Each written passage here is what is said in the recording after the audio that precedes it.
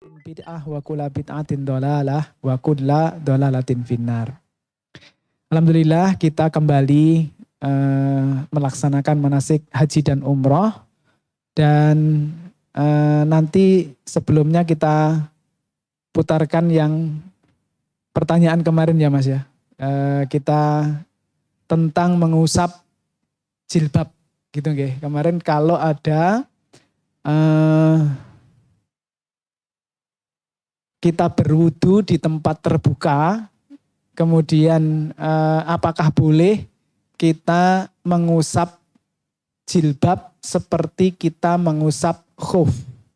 Kalau khuf itu kaos kaki. Jadi khuf itu adalah pakaian yang menutup sampai mata kaki. Itu jadi mata kakinya ketutup, itu namanya khuf. Berarti kaos kaki termasuk khuf. Nah, jadi kalau panjenengan nanti batal, kalau tawaf kemudian batal, kalau ambil wudhu tidak perlu melepas kaos kaki. Jadi tidak perlu melepas kaos kaki. Yang diusap adalah kaos kaki bagian atasnya, khuf bagian atasnya. Videonya udah siap Mas? Oke, kita coba dengarkan penjelasan ulama biar lebih jelas. Nanti diperbolehkan atau tidak. Monggo silahkan Mas. Konsultasi Syariah. Hukum wanita berwudu hanya mengusap kerudung ketika mendesak. Pertanyaan. Di kondisi mendesak, di mana wudu di tempat umum tidak ada wudu khusus untuk perempuan, kemudian tidak ada kamar mandi juga.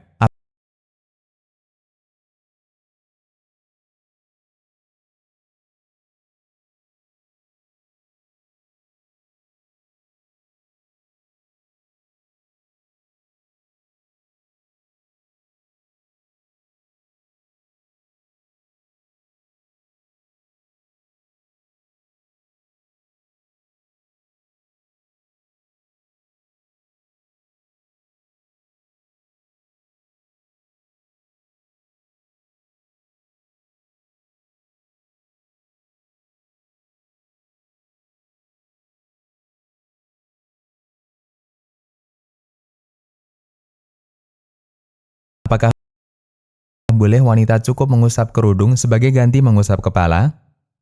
Jawaban. Bismillah, walhamdulillah, wassalatu wassalamu ala rasulillah, wa ba'du. Nabi SAW membolehkan bagi laki-laki yang memakai imamah, yaitu penutup kepala berupa lilitan kain, untuk mengusap imamah saat berwudu, sebagai ganti mengusap kepala. Dari sahabat Ammar bin Umayyah, beliau mengabarkan, aku pernah melihat Nabi SAW mengusap imamah dan khuf beliau. Hadis riwayat Bukhari. Dalil yang lain adalah hadis Bilal bin Rabah radhiyallahu anhu. Beliau mengatakan, Rasulullah SAW mengusap kedua khuf dan khimar. Hadis riwayat Muslim. Khimar adalah penutup kepala, di antara bentuknya adalah imamah dan kerudung wanita. Disebut khimar karena menutupi kepala. Dan hukum asal syariat berlaku untuk semua umatnya, sampai ada dalil tegas yang menjelaskan pengecualian. Termasuk dalam hal ini, syariat pengusapan penutup kepala. Yang disebut dalam hadis di atas adalah penutup kepala laki-laki atau imamah. Namun kabar tersebut tidak menunjukkan pengkhususan karena tidak ada dalil tegas yang menjelaskan hal tersebut. Maka kembali kepada hukum asal keberlakuan syariat, yaitu berlaku umum kepada laki-laki dan perempuan. Sehingga kita bisa menyimpulkan bahwa boleh bagi wanita yang memakai kerudung atau hijab mengusap kepalanya saat berwudu. Terlebih jika kondisi mendesak seperti yang disebutkan pada pertanyaan. Inilah pendapat yang dipilih oleh Madzhab Hambali yang kami pandang kuat.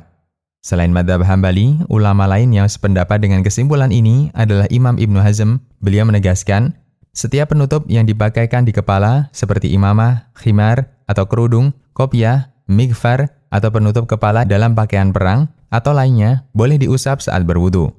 Laki-laki dan perempuan berlaku sama dalam hal ini. Boleh mengusap baik karena alasan kebutuhan maupun tidak. Al-Muhalla. Alasan yang lain, wanita dibolehkan mengusap khuf sebagaimana pria. Maka demikian pula yang berlaku dalam mengusap penutup kepala. Seperti diterangkan Syekhul Islam Ibnu Taimiyah rahimahullah, wanita termasuk yang dibolehkan mengusap penutup kepala oleh hadis tersebut mengikuti laki-laki. Sebagaimana mereka dibolehkan mengusap khuf. Kemudian mengingat laki-laki boleh mengusap pakaian penutup kepala, maka demikian pula boleh bagi perempuan sebagaimana laki-laki. Syarah Al-Umdah. Kemudian tujuan dan syariat mengusap imamah ini adalah memberikan keringanan atau rukhsah.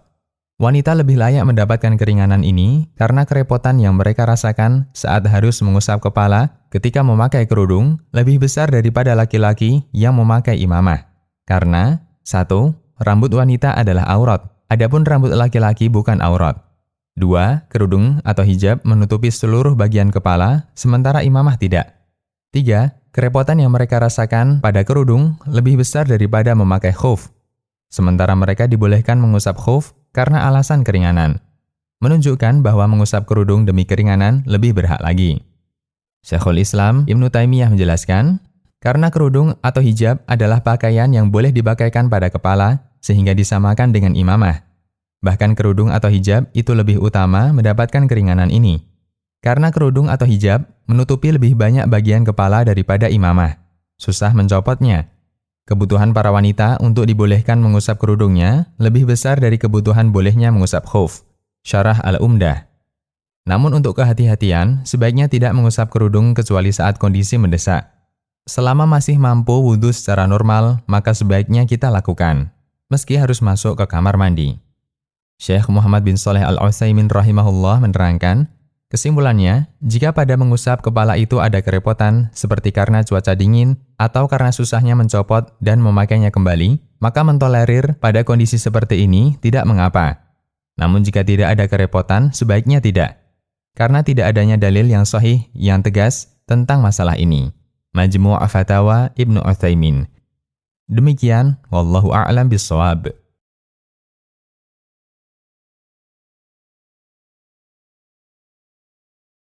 Laki tadi boleh mengusap khuf sama imamah yang laki-laki. Namun tadi beberapa ulama menyampaikan bahwa boleh bagi wanita, boleh juga bagi wanita. Tapi kalau kondisinya masih memungkinkan untuk membasuh secara sempurna, itu membasuh secara sempurna. Cuman ketika tadi dalam kondisi tawaf kita kesulitan karena nanti tawaf itu banyak orang dan kita sulit untuk melepas jilbab, maka boleh kita mengusap jilbab. Itu yang sampaikan oleh Syekh Utsaimin yang terakhir tadi, fatwanya demikian. Mungkin itu nggih, ini insya Allah menjawab. Sehingga nanti kita itu yakin ketika melakukan ibadah. Jadi yakin sudah ada dalilnya. Sehingga nanti kalau ibu berwudu berarti tinggal membasuh tangan, membersihkan tangan, kemudian berkumur-kumur, istinfar, memasukkan air ke hidung, kemudian mengeluarkan. Sampun nate niki Bu, sampun nate dereng. Jadi masukkan air dihirup, kemudian dikeluarkan. Terus kemudian membasuh wajah 3 kali, kemudian membasuh tangan kanan 3 kali, membasuh tangan kiri 3 kali, kemudian mengusap jilbab. Mengusap jilbab 1 kali. Dengan mengusap jilbab 1 kali. Udah termasuk dengan telinga-telinga itu digantikan dengan mengusap jilbab sekali. Kemudian mengusap kanan, khuf kanan, kemudian mengusap khuf kiri. Selesai. Sudah dianggap sempurna. Gitu nggih. Yang mengusap khufnya 1 kali. Mengusap khufnya 1 kali. Jadi itu nanti yang dilakukan. Jadi enggak seperti kakinya enggak dicuci seperti itu nggih. Jadi yang demikian. Baik, itu PR kemarin dari pertanyaan. Nah selanjutnya Bapak Ibu sekalian, kita akan bahas hari ini tentang Madinah. kita akan bahas hari ini tentang Madinah. Jadi kemarin perjalanannya itu nanti panjenengan dari rumah kemudian ke bandara. Ya, bandara berarti nanti masih bandara Solo, transit ke bandara Jakarta. Nah, itu nikmati sajalah perjalanannya itu. Kemudian nanti begitu sampai di Jakarta, biasanya langsung nanti ke Madinah. Biasanya langsung ke Madinah. Di bandara Prince Muhammad di Madinah. Nah, setelah di Madinah, selesai baru panjenengan nanti menuju ke Mekah untuk umroh. Nah, umroh itu penduduk Madinah nanti mikotnya di Bir Ali atau di Zulhulaifah. Di Zulhulaifah. Baru kemudian umroh selesai di Mekah nanti tinggal sekitar 2 hari atau 3 hari di Mekah. Nanti kalau sudah selesai tinggal itu baru balik lagi ke Indonesia lewat bandara di Jeddah. Lewat bandara di Jeddah, di King Abdul Aziz International Airport Jeddah, baru kemudian balik lagi ke Jakarta.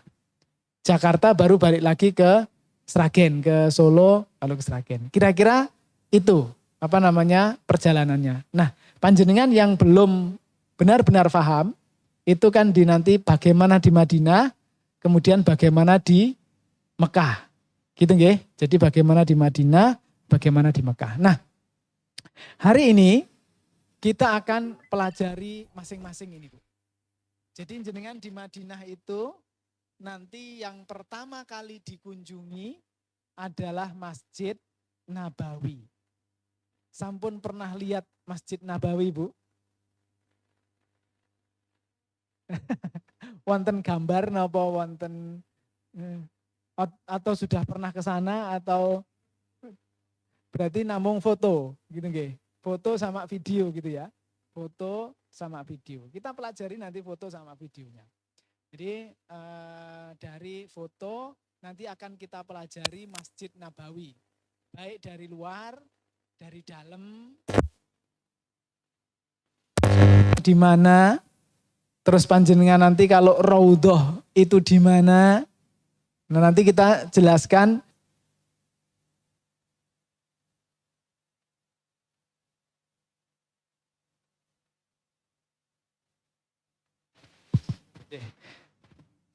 Oh, baterainya habis, Mas.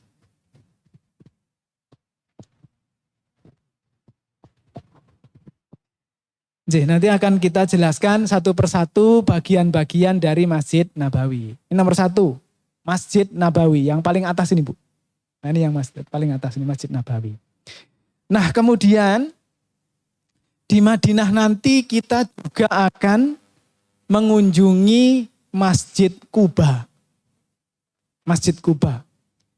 Apa itu Masjid Quba? Nanti akan kita jelaskan.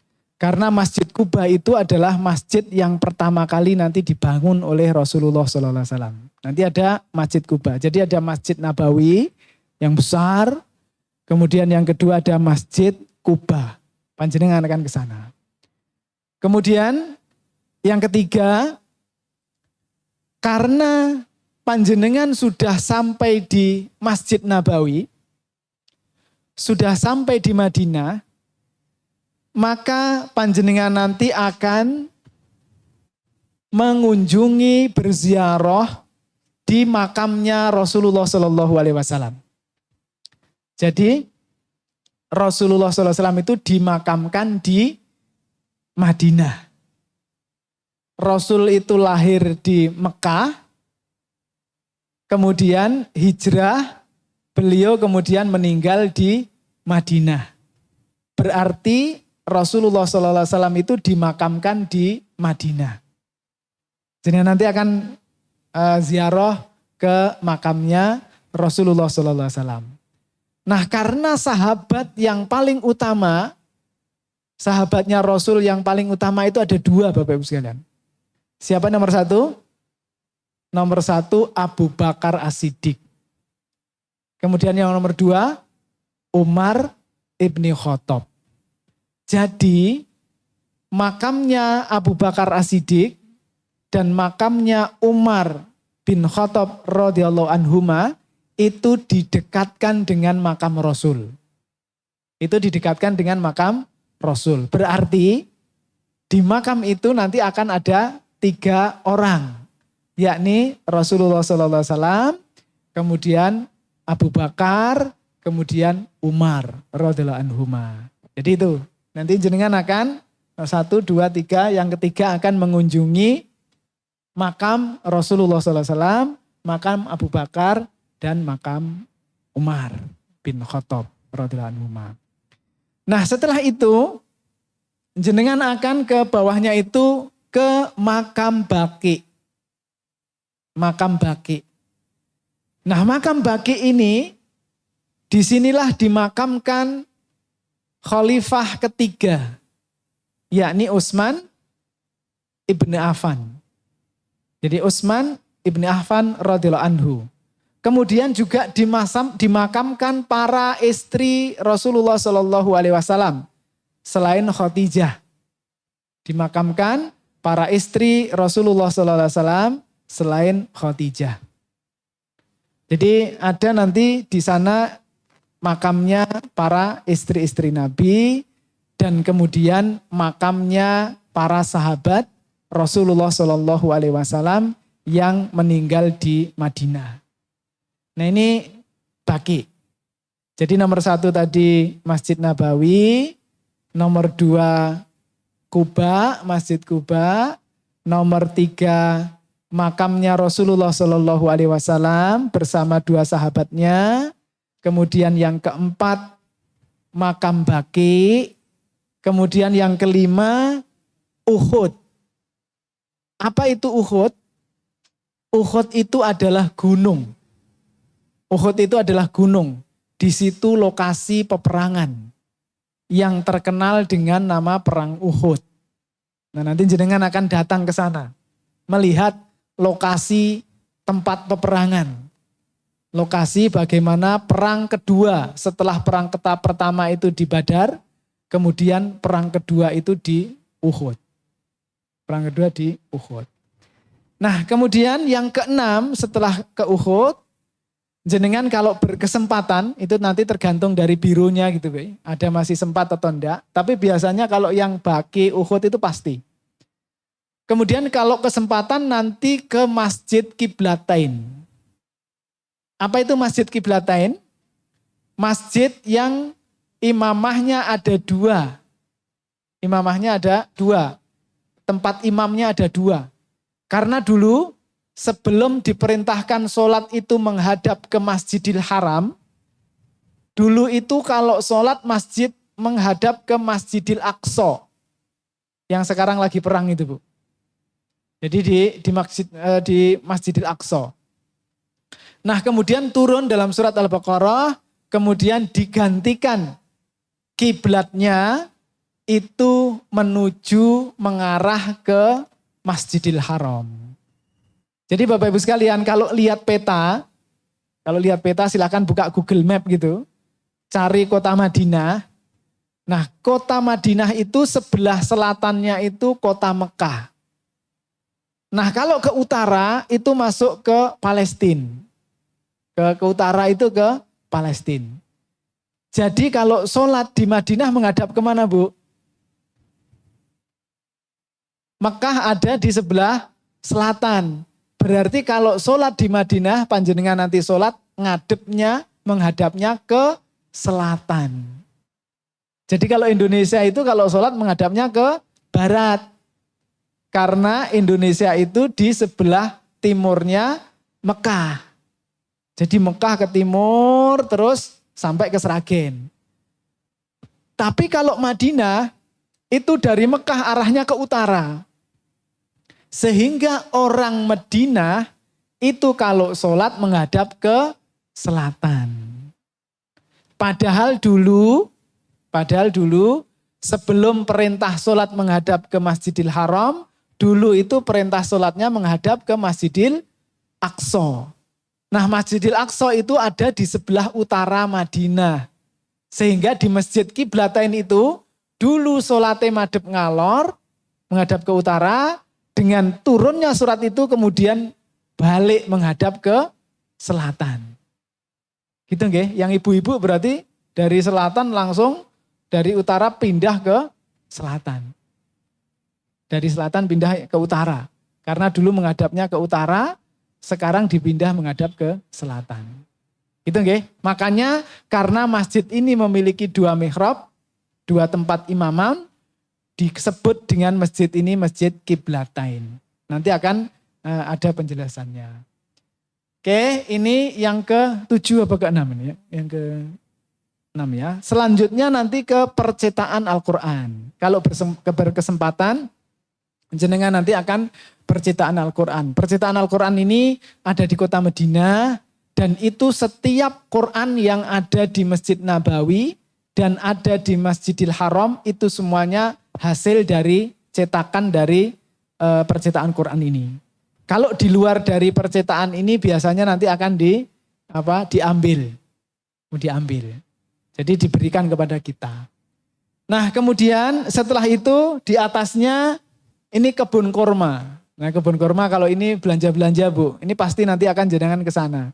Jadi ini termasuk dari paketan umrohnya gitu ya, paketan haji atau umroh. Biasanya nanti tour guide-nya itu nganterkan kita ke tempat belanja. Kalau ini hanya belanja saja, ini kebun kurma ini. Ada kurma dan lain-lain. Kemudian ada satu lagi, itu nanti ada lokasi perang Khandaq. Perang Khandaq itu adalah perang atau perang Ahzab. Itu ketika seluruh kota Madinah ini dikelilingi dengan parit. Nah, makanya disebut dengan Khandaq.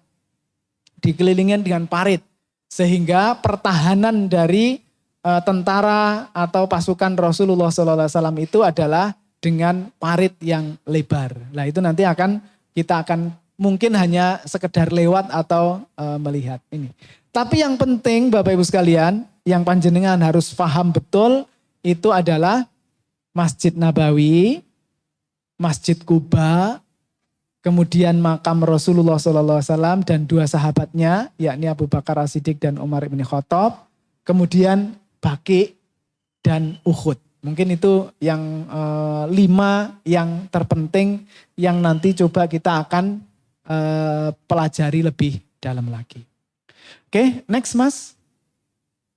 Nah, ini Bapak Ibu sekalian, Masjid Nabawi. Oke, Masjid Nabawi. Jadi slide-slide berikutnya ini akan banyak foto-foto. Panjenengan nanti tinggal lihat kondisi-kondisinya, kira-kira jenengan titeni gitu Bu. Ini bagian penitenan, dititeni satu persatu. Nah, di Masjid Nabawi itu di paling depan Bapak Ibu sekalian, paling depan, sebelum masuk ke wilayah pagar-pagar ini. Nah ini Bapak Ibu sekalian, ini pagarnya ini. Ini pagar. Ini pagar. Ini juga pagar. Ini pagar. Nah di luar pagar-pagarnya itu, di jalan nanti jenengan ada monumen jam ini. Ketemu monumen jam itu. Berarti kalau di jalan ketemu sama monumen jam itu, maka jenengan ada pas di depan masjid. Kalau ketemu ini, berarti jenengan ada pas di depan masjid. Nah ini apa Bapak Ibu sekalian? Ini, yang banyak-banyak ini. Ada yang tahu ini? Ini kena, itu payung. Jadi payungnya itu bisa dibuka, bisa nutup. Bisa dibuka, bisa nutup. Dulu waktu sebelum tahun 2010, saya 2004, 2006 begitu. Ini belum ada payung-payung begini, Bu. Jadi belum ada payung-payungnya. Sehingga kalau di situ itu panas sekali kalau siang. Maka dulu kalau ada manasik haji atau manasik umroh, pasti dipeseni oleh pembimbingnya. Jangan lupa bawa kacamata hitam. Gitu. Untuk apa? Agar enggak silau nanti di sini. Karena nanti ini kalau kena sinar matahari, itu pantulannya luar biasa. Nah, orang-orang seperti ini Bu, ini orang-orang kecil-kecil semua nih. Nah, ini mau masuknya tuh. Jadi masjidnya itu gede sekali. Masjidnya gede sekali. Karena masjidnya ini gede, maka kita harus pelajari secara detail. Karena kalau enggak, masjidnya besar, pintunya banyak, toiletnya juga banyak, pintu pagarnya juga banyak, dan hampir sama-sama. Khawatirnya nanti kalau orang sepuh-sepuh itu, tadi masuknya ke pintu kanan, keluarnya pintu kiri. Nah, itu kan kebablasan itu. Itu pasti nanti nggak ketemu dengan hotelnya. Nah, maka ini yang perlu kita pelajari. Sampai di sini ada pertanyaan, kira-kira sebelum melihat utuh masjidnya. Ini jenengan harus paham utuhnya. Oke ya, lanjut dulu ya, karena ini banyak sekali, ini ada 100 lebih nih gambar-gambarnya Mas Denny ini. Next Mas Denny.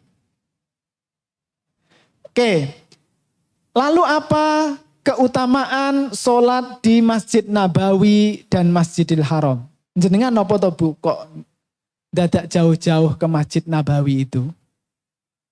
Kenapa sih kita harus ziarah ke sana, ngeluarkan uang yang cukup banyak, kemudian sholat di sana itu?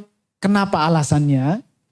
Alasannya adalah dari hadis yang diriwayatkan Al-Imam Ahmad bin Hambal, Ibnu Qusaimah, dan disahkan oleh Ibnu Hibban. Dari Abdullah bin Az-Zubair, ia berkata, telah bersabda Rasulullah SAW, 1 kali sholat di masjidku ini, 1 kali sholat di masjidku ini, berarti sholat di sana niku Bu setunggal, namun sekali saja, lebih utama daripada sholat di masjid lainnya. Berarti lebih utama dari 1000 sholat di Sragen. Berarti jenengan kalau sholat subuh di Masjid Nabawi sekali, itu masih lebih utama daripada jenengan sholat subuh 1000 kali di Sragen. Jenengan pun 1000 kali Bu sholat teng Sragen Bu. Mboten dihitung. Jadi sekali sholat di sana niku tesih langkung sae dibandingkan dengan 1000 wonten Sragen. Kecuali Masjidil Haram. Kecuali Masjidil Haram. Masjidil Haram teng pundi? Wonten Mekah. Masjidil Haram wonten Mekah. Sedangkan 1 kali sholat di Masjidil Haram itu lebih utama daripada sholat di masjidku ini 100 kali.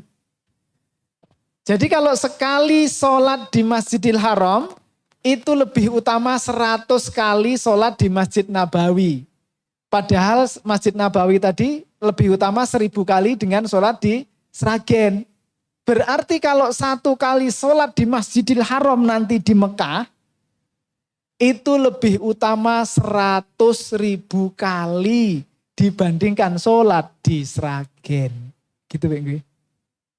Jadi jangan sampai sana, nanti jangan sampai jenengan boten sholat di Masjid Nabawi atau Masjidil Haram. Manfaatkan, mumpung sampai sana, ya sholatnya di sana. Bersama imam Masjid Nabawi, bersama imam Masjidil Haram. Dan bacaannya bagus-bagus Bu. Boten seperti bacaan di masjid di kita. Masjid kita itu paling yang dibaca wadduha gitu. Yang dibaca surat-surat pendek. Nah kalau di sana itu sholatnya dengarkan bacaan ayat Al-Qur'annya, Masya Allah luar biasa. Gitu nggih.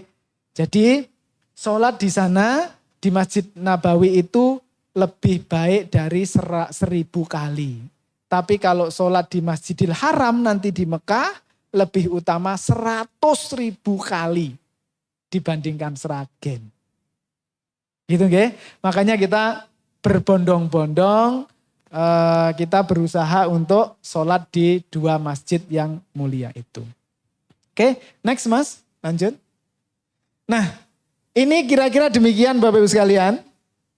Jadi nanti akan kita lihat ini beberapa, ini gambar, ini Masjid Nabawi Bu, sebelum ada payung-payung. Nah ini dulunya kan kosongan begini Bu. Ini nopo kalau bahasa halaman itu bahasa Seragini nopo? Latar. Nah, latar. Niki lataripun masjid Bu. Jadi ini belum masuk masjid. Ini masih di pelataran. Jadi ini belum masuk masjid ini. Ini belum masuk. Masjidnya masih di sini di dalamnya sana. Masjidnya masih di dalamnya sana. Nah, kira-kira jenengan kalau melihat masjid dari jauh, yang paling kelihatan pertama apa Bu? Yang paling kelihatan? Menara. Gitu Bu. Yang paling kelihatan menara. Oh, dari jauh itu sudah kelihatan menaranya. Sebelum yang lain-lain itu menara. Nanti akan kita hitung Bu, menaranya Masjid Nabawi ada berapa. Oke, biar jenengan nanti benar-benar ngertos. Lek masjid di rumah jenengan menarane pinten Bu? Setunggal. Enten sing mboten enten menarane. Kalau masjid niki menarane setunggal. Gampang ngapal nih. Kalau di Masjid Nabawi nanti ada 9 menara. Nanti kita lihat ya. Ini ada menara. Di tengah-tengah itu masih ada menara. Nah ini. Nanti akan kita lihat. Karena niteninya pertama dari menara. Kalau sudah menaranya tahu, baru kita lihat kubahnya dan pintunya. Baru kita lihat kubah dan pintu. Oke, sementara belum ada pertanyaan dulu, kita lanjutkan slide-nya. Next Mas, slide-nya. Nah, ini yang masih kelihatan menara Bu, ada menara.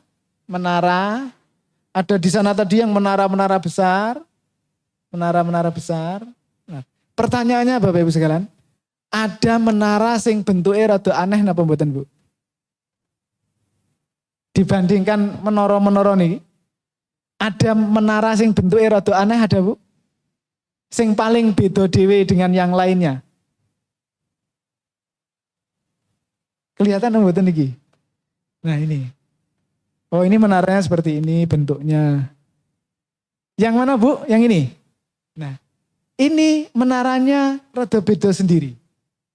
Ini nggih. Berarti ujungnya nanti apa niku Bu? Kados kerucut. Coba di zoom out lagi Mas.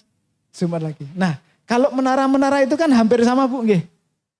Niki hampir sama, yang sana sama, ini sama, ini sama, ini sama. Berarti yang agak beda sendiri mana Bu menaranya? Nah, ini. Kalau jenengan ada 9 menara atau 10 menara, ada satu menara yang beda dhewe, sing jenengan titeni sing songo apa sing setunggal Bu? Yang dititeni. Yang setunggal. Lah kalau ngapalke songo ya angel Mas. Ngapalne songo ya angel. Ya saya ngapalke sing siji wae sing rada aneh ini. Berarti nanti kalau ada jenengan melihat menara seperti ini, menara hijau ini, berarti itu ada di belakang atau depan masjid ya. Kalau tempat imam itu depannya masjid apa belakangnya masjid Bu? Tempat imam berdiri, itu depan apa belakang? Lek pintu utama sing masuknya jamaah itu belakang atau depan? Yes, pokoknya kalau yang menaranya hijau itu berarti tempat imam. Gitu nggih Bu? Tempat imam. Berarti kalau ibu-ibu sholat di depan apa di belakang? Di belakang. Kalau ibu-ibu sholat nanti di belakang. Berarti jenengan nanti akan menjauhi menara hijau ini. Berarti kita sebut sekarang menara sing beda dhewe niku kita sebut dengan menara hijau. Itu Bang nggih? Yang lainnya kan nggak ada hijau-hijaunya. Yang ini kan ada hijaunya. Nah, menara hijau ini pasti berdampingan dengan kubah hijau. Yang ini, Bu. Nah, menara hijau itu pasti jejeran dengan kubah hijau. Berarti kalau panjenengan di masjid itu melihat menara hijau dan kubah hijau, menara hijau dan kubah hijau, berarti itu tempatnya imam. Berarti ibu-ibu nanti di belakang. Oke, ada lagi yang ditanyakan dari sini? Belum, oke? Kita lanjutkan dulu ya, slide-nya. Oke, next Mas. Nah, berarti ini Bapak Ibu sekalian, pertanyaannya, panjenengan ngelihat kubah hijau, Bu. Ada kubah hijau kelihatan apa mboten? Kubah hijau sama menara yang hijau tadi, ketawis napa mboten? Ketawis, Bu? Engkang pundi? Nah, ini ku. Nah, niki nggih. Engkang di bunder ini ku nggih. Menara hijaunya ketawis napa mboten? Menara hijau. Berarti jajarane. Jajarane. Nah, itu yang di. Alit nih kau ketawis nggih, mugi-mugi ketawis nih. Nah, itu. Kelihatan. Berarti kalau yang sana itu kubah hijau yang kiri, kemudian yang kanan itu ada menara hijau, berarti yang sana itu bagian depan, bagian imam, shaf yang terdepan, sana imam. Berarti kalau ibu-ibu dan wanita itu nanti sholatnya di belakang. Nah, di sini. Nah, di sini. Ini ibu-ibu yang sana, sebelah kiri dan sebelah kanan. Ibu-ibu di sini. Nah, ini ada batasnya. Ini batasnya. Ini batasnya untuk sholat ibu-ibu. Terus kemudian yang sana ada batasnya untuk sholat ibu-ibu. Jadi ibu-ibu itu sholatnya di belakang, bagian kiri dan bagian kanan. Oke, sudah mulai ke gambar, Bu. Jadi Masjid Nabawi itu bentuknya kotak saja. Masjid Nabawi itu bentuknya kotak saja. Yang dititeni pertama adalah kubah hijau, kemudian menara hijau. Itu pasti di depan. Nah, yang di belakang, yang lurusannya yang paling belakang, itu nanti ada kubah yang jejernya 5, sakjane 7. Oke, kita hitung kubahnya ya. 1, 2, 3, 4, 5. Nah ini. Kalau jenengan melihat ada kubah jejer 5 itu, berarti itu pintu utama Masjid Nabawi. Berarti itu pintu utama Masjid Nabawi. Di bawahnya kubah itu ada pintu. 1 pintu, 1 pintu, ini 1 pintu, ini 1 pintu, ini 1 pintu. Nah ini ada yang 2 kiri kanan itu agak jauh. Yang ini sama yang ini agak jauh, ini pintunya sendiri. Oke, gitu nggih? Paham nggih? Jadi kalau jenengan nanti melihat kubah hijau, berarti itu di tempat imam. Kalau jenengan melihat kubah yang 5 ini, itu berarti di shaf paling belakang. Shaf paling belakang. Oke, next Mas. Masih banyak kita gambarnya. Nah kalau seperti ini di depan atau di belakang. Nah seperti ini yang dilihat apa ini Bu?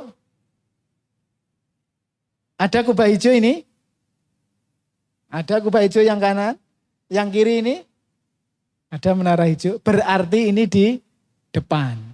Ini di tempat imam. Pas di tempat imam. Oke, next lagi. Oke, ini di mana Bu? Masih di depan. Ini masih ada kubah hijaunya. Nah ini masih ada kubah hijaunya. Oke, next lagi. Oke, ini masih di depan juga. Ini masih ada kubah hijau. Yang belakang sana menara hijaunya ada di belakang sana. Nah, jadi ini Masjid Nabawi bagian depan. Next. Kayak ini kubah hijaunya, jelas gitu nggih? Ini kubah hijaunya semakin jelas, jadi kubahnya seperti itu, terus menaranya yang hijau seperti itu. Ini tempat depan imam, dan raudhah itu nanti di bawahnya kubah itu. Jadi di bawahnya kubah hijau nanti akan ada raudhah. Next Mas, lanjut. Oke, ini masih di depan. Oke, next lagi. Ini juga masih di depan. Ini masih di depan. Jadi kita lihat semua ini dari depan. Nah, ini sampai di depan. Bapak Ibu melihat kubah hijau sama menara hijau. Ini yang kiri. Jenengan melihat kubah 5 napa mboten? Kubah 5 ini. 1, 2, 3, 4, 5. Berarti ini dari depan. Kemudian bisa melihat ke depan jalan ini. Nah, yang ada menara jamnya tadi di sana. Yang ada menara jamnya di sana. Nah, itu menara jamnya di situ. Itu depan. Nah, hotel-hotel itu di sebelah sana. Hotel-hotel itu. Saya nggak tahu nanti jenengan akan dapat hotel di mana. Jadi kalau hotelnya di sana berarti jenengan deket kalau sholat di ibu-ibu. Tapi bapak-bapaknya jadi jauh, harus ke depan. Bawahnya harus di depan. Gitu nggih? Jadi yang kubah 1, 2, 3, 4, 5 itu yang di belakang, soft paling belakang.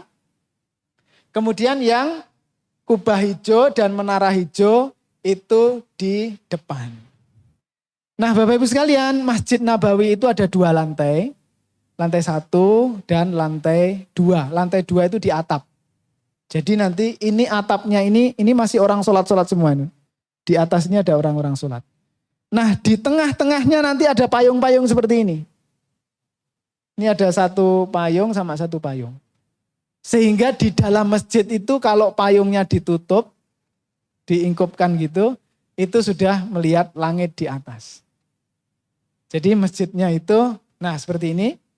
Ini payungnya masih buka ini, masih nutup, masih dibuka. Kalau diingkup nih, itu nanti akan banyak. Ada 2 lokal payung ini. Di bawahnya tempat sholat. Nah ini lantai 2 Bapak Ibu. Ini lantai 2. Lantai 1-nya nanti masih di bawah sana. Oke, gitu nggih Bapak Ibu. Jadi kubah hijaunya di depan sana. Kubah hijaunya di depan sana. Terus kemudian di belakang nanti di sini ada kubah yang 5. Nah ini yang di lantai atas, ini lantai atas. Ini juga lantai atas banyak. Oke. Terus ada lapangan yang besar itu. Ini kayak lapangan itu, yang cuman pasir-pasir saja itu. Itulah makam Baqi. Itu makam Baqi. Oke, next Mas. Nah, ini kalau payungnya dibuka. Kalau payungnya di pelataran, payungnya dibuka, ini pelataran semua ini. Nah, payungnya nanti akan seperti itu.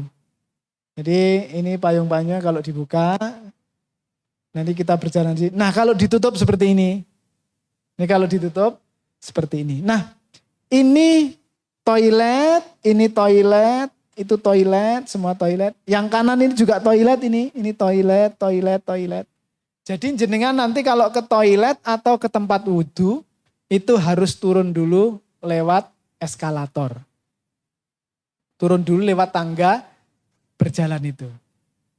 Jadi kalau di Sragen, tangga berjalan itu hanya ada di mall. Tapi kalau di Masjid Nabawi, tangga berjalan itu ke WC. Gitu ya. Ke WC. Nah ini seperti ini karena saking luasnya nanti ya. Jadi kita nanti akan lihat, ini ada nomornya, ini nomor 8. Ini kalau ada tulisan to car parking, jadi nanti ada toilet yang ke bawahnya itu langsung tempat parkir. Jadi kalau orang-orang bawa mobil itu parkirnya di basement, parkirnya di bawah.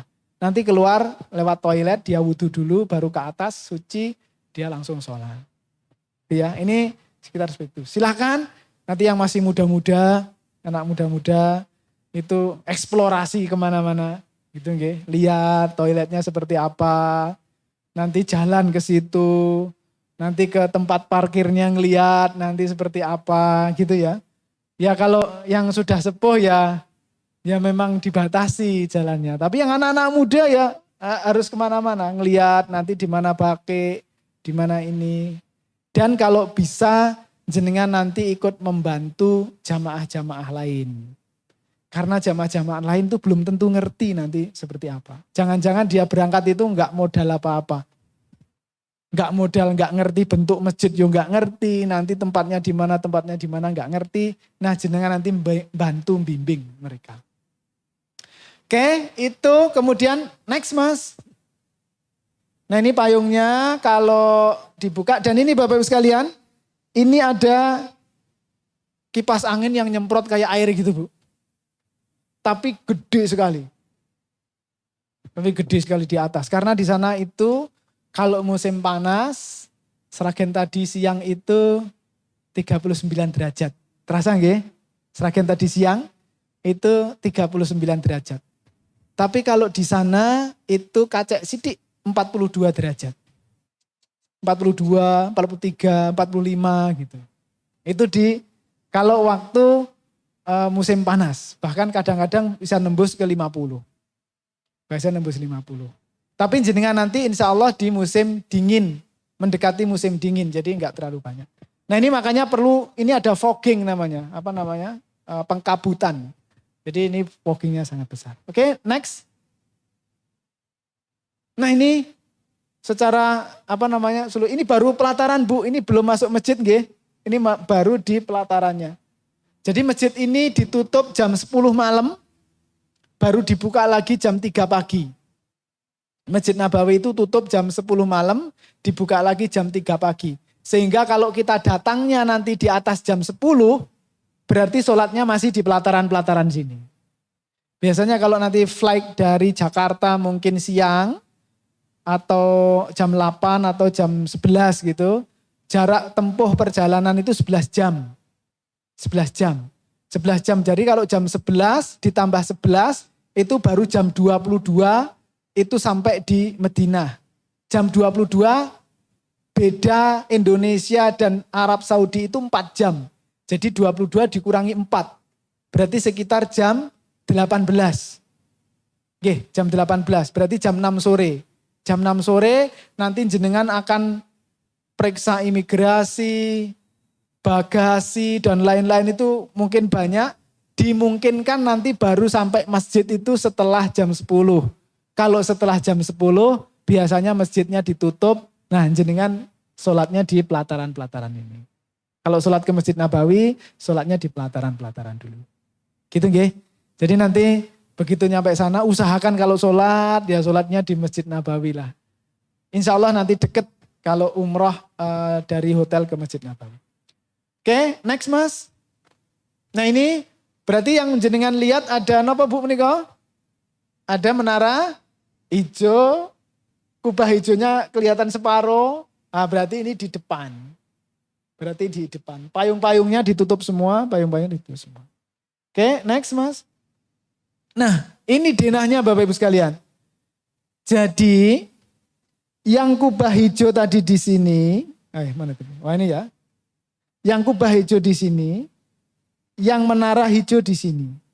Jadi itu melihatnya ke arah selatan. Ke arah selatan. Dan masjidnya tadi yang ini. Masjidnya yang gede tadi ini. Itu ada, ini toiletnya untuk laki-laki, laki-laki, laki-laki. Ini toilet perempuan, toilet perempuan, toilet perempuan. Ini ada toilet laki-laki, laki-laki, toilet laki-laki, ini toilet perempuan, toilet perempuan.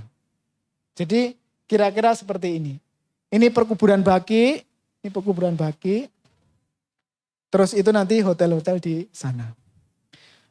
Jadi kita masih di Masjid Nabawi, belum semuanya, masih banyak Mas. Nggih, nanti gambar-gambarnya biar jenengan jelas.